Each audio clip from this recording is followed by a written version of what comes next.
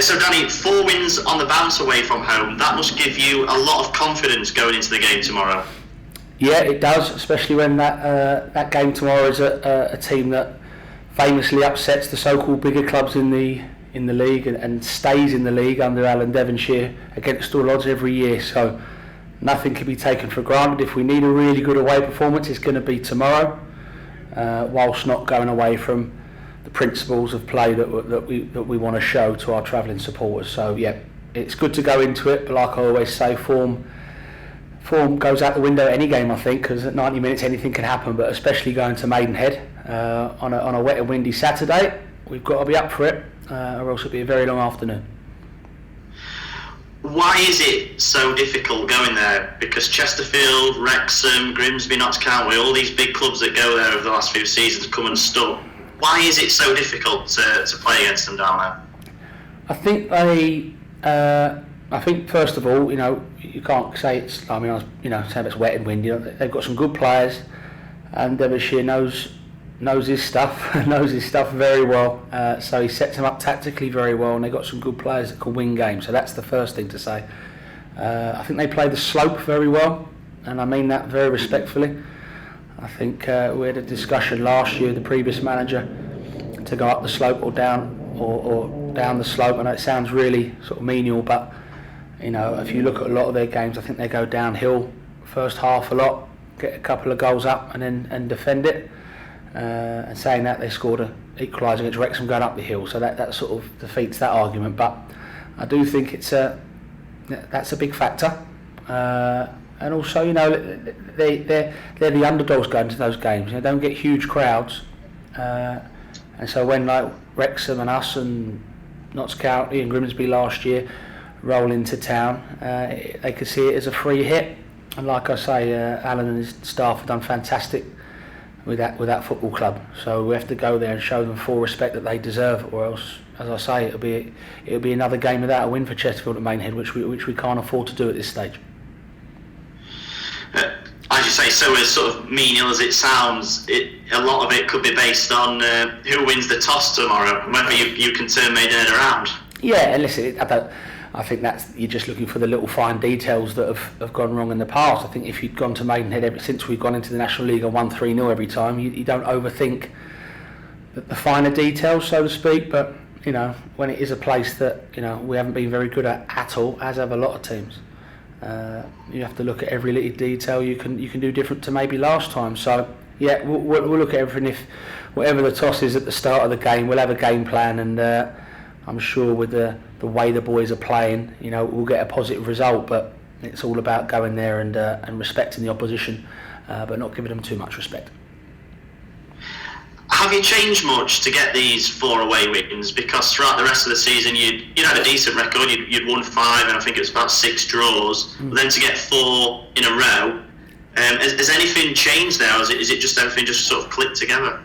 I think it was put to me after the game on Saturday about Loza coming in, and that surely is a fantastic argument. During the great run we were on earlier in the season, before any defeats, obviously it was Bailey and Brandon playing left back, so we were doing well with those 2 lads at left back. But I think after a bad run, you probably do look at that left back position with Lawrence going in as like a third centre half almost. Lawrence has carried himself brilliantly all season, so I'm so pleased for him that when called upon now, he's getting all the plaudits that he deserves, because believe me, he's had to be very patient. He's trained, when other lads have travelled to games, and he's been so professional waiting for these moments. So fair play to Loz, and I'd like to say it probably is a big part of him coming in the team that we're getting these results. But also I think we're back to playing our best, playing the manager's style of football again, without any real fear, just expressing themselves, whilst also being a bit more locked up at the back, being a bit more ruthless in front of goal. So there's loads of things, but yeah, I do think that the manner of that win at Gateshead probably gave everyone the sort of motivation and the charge to go, right, let's go again now. This is one big final push now to get promotion. Let's not muck it up. And so far, so good.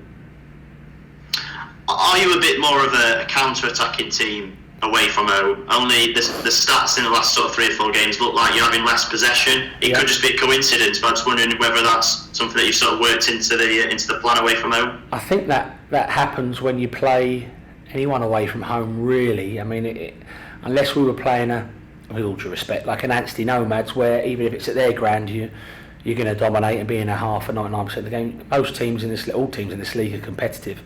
And at their place, at anyone's home ground, they back themselves to be anyone, whoever the home team is. So they're going to have a lot of the attacks. The crowd are going to push them on. You know, they get the majority of supporters. Referees sometimes will be inclined with supporters and the majority in decisions and the noise that supporters make. So sometimes you're going to find yourself on the back foot a lot away from home, whatever the game plan is. And what's important is that if you do have less possession, like you say, Liam, you have to make the most of those counter-attacks. And what we've done recently, regardless of the stats, is when we've won it back in deep areas, if it's a clearance to clear your lines, it's been big. If it's a pass, it's been successful, and if it's a dribble, you know, it's been with pace. So I think everything we've done on that regain of the ball has been positive. The only thing missing probably at Woking was 2 or 3 goals on those counter attacks, but especially in the second half, you know, Jez come on and we probably could have scored a couple of more. But I say, if you don't win 4-0, you win 1-0, and I think it's important to Maidenhead when we do win it back. That first pass, that first decision is crucial. I suppose the question on everyone's lips this week will be, how's Armando Dobra after having to come off at the weekend? Yeah, not great. He won't be involved tomorrow. He's got a slight strain of his other hamstring, so I think that'll be at least a week or 2, sadly. So he'll be assessed again today, but he won't be travelling down to Maidenhead with us. How disappointing is that then, since he'd only just come back as well, hadn't he?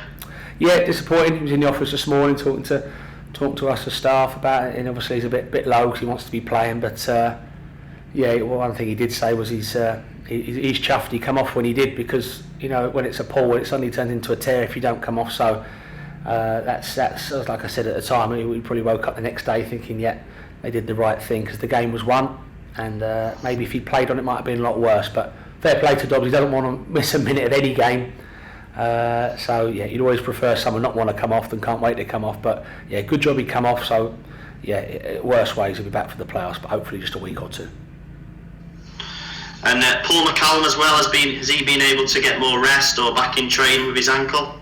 Yeah, and I think with Macca, it's one of the things where, you know, the gaffer's low to change winning teams. We've had luckily a few Tuesdays without a game, so it's allowed the gaffer and us to have the same team, not thinking the rest one hasn't had to come into it so much.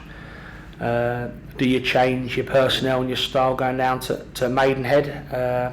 Maybe not. We've got training today, and that'll be a decision we will make later on today. And Kwasi Asante, just finally on the injuries, is he back in training yet? Yeah, he'll be back in training today. He sort of dipped in, dipped out a little bit. No, he hasn't dipped in, we've dipped him in, dipped him out of training. And I think it's like with the Dobbs one, you think we're becoming such a crucial part. The lads that have been playing and starting have been winning us games. So why would you put 2 massively important players at risk before they need to be? So yeah, Kwasi he's definitely in and around it now. Game too soon tomorrow, but you know, as the games go on, I'm sure he'll play a part. And have you got any other doubts or concerns that you can tell us about? No doubts, concerns, just Dobbs sadly. Yeah, Dobbs is the one. He had a scan. It can't it's a slight strain, so he definitely won't be there tomorrow. But yeah, and other than that, we're all good to go and ready for hopefully a lovely weekend again for us and the supporters with 3 massive points. But we've got to go there and win the battle first, and then play our stuff after. And just finally, Danny, you've been at the club now for a couple of seasons. You live in the area. You mingle with the fans. What would it mean to you to help this club get back into the Football League? Greatest achievement, I think, of me career. We've all our respective careers. We've got things we look back on, whatever the field is. Obviously, the Leyton Orient promotion was fantastic for me because I'd been part of the regime before, which brought so many negative things to the football club, and to get that promotion back in the Football League at the sort of at the second season of asking was a fantastic achievement. But here, and this is no disrespect to Leyton Orient because I had some wonderful times. This blow everything out the water for me, because there's lots gone on the last few years, you know, in lots of different ways. Lots have gone on at this club, and lots of people have had to go above and beyond. I'd like to think I'm one of them. It's from the staff to the backroom staff to the trust, the supporters, everyone's gone through the mill a little bit. So I think, especially after the poor run we were on, and everyone thought, oh no, not again, we're going to, you know, just scrape 7th or something. We're now in a position where, so now if we win tomorrow, Woking aren't playing, so we go 3rd, and then it's you know, all eyes on Wembley. But you know, we can talk the talk, we've got to walk the walk. But it would mean so much to me, like I know it would for those supporters who've been here and supported this club and been part of it a lot longer than I have. But on a personal view, it'd be fantastic, and what a wonderful summer we'd all have.